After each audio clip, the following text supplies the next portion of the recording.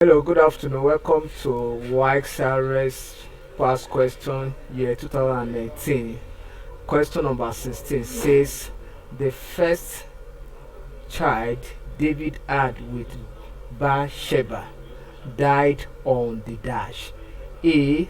The third day, B. Seventh day, C. 11th day, D. 15th day. The child that Uriah's wife gave birth to, that David had through Bathsheba, that is Uriah's wife, died on the seventh day. So we find this in Samuel, 2 Samuel chapter 12, verse 18. So that's where we find this story. Thank you and God bless you.